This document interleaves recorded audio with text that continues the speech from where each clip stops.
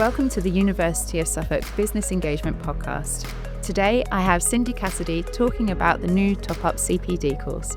Welcome, and thank you so much for coming in and talking to me about this new CPD course. Thank you for having me. So first of all, could you just tell me a bit about what this course actually entails and why we've actually developed it? Yes, of course. So our new MSc in Cognitive Behavioural Therapy is rolling out in the autumn. And the course is based on what is required, called the core curriculum, by the BABCP, which stands for the British Association of Behavioural and Cognitive Psychotherapies.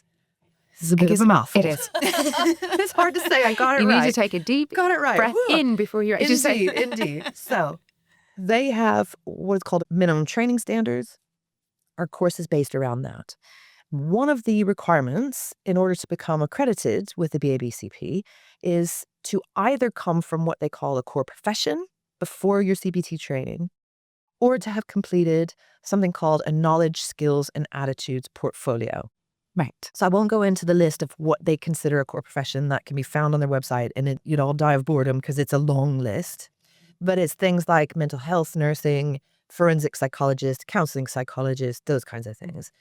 But what we have found is that putting together that KSA portfolio can be quite a daunting experience. And it sometimes can be a little bit confusing or intimidating in terms of what actually counts, what's required. So on courses that are accredited, students usually are expected to have that KSA portfolio completed before they begin the course. Right. Our course isn't yet accredited. So there's a little bit more leeway, if you like, and they have a bit more time to complete that by the time they finish their MSc.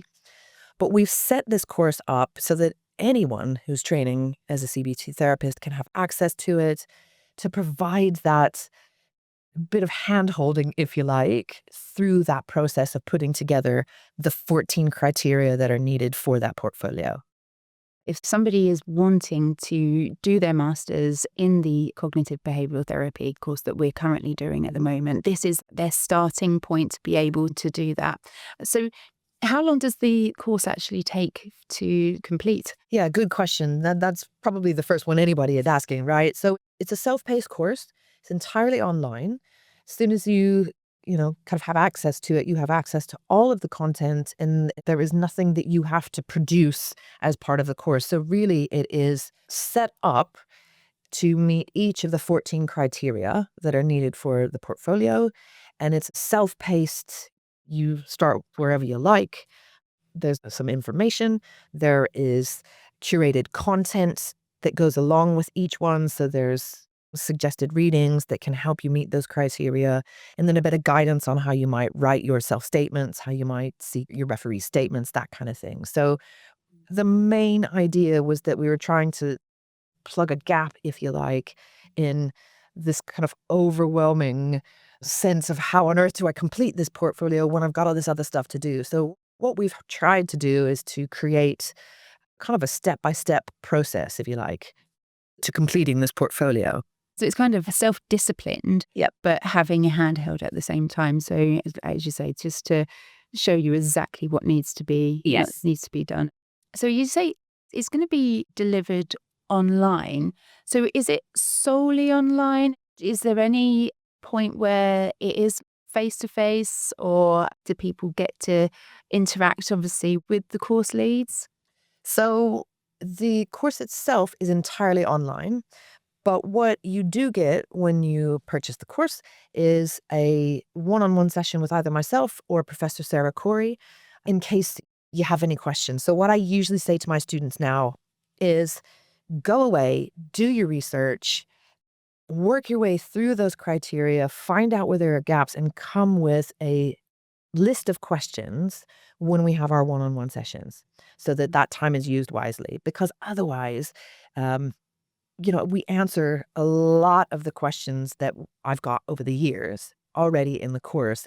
You end up kind of not using that time wisely, or you don't get the benefit of it, if you like. So in that sense, there is a little bit of support, and it's one-on-one. So you really do, if you come along and purchase this course, have that opportunity to have individual interaction. So not even in a group, it's one-on-one.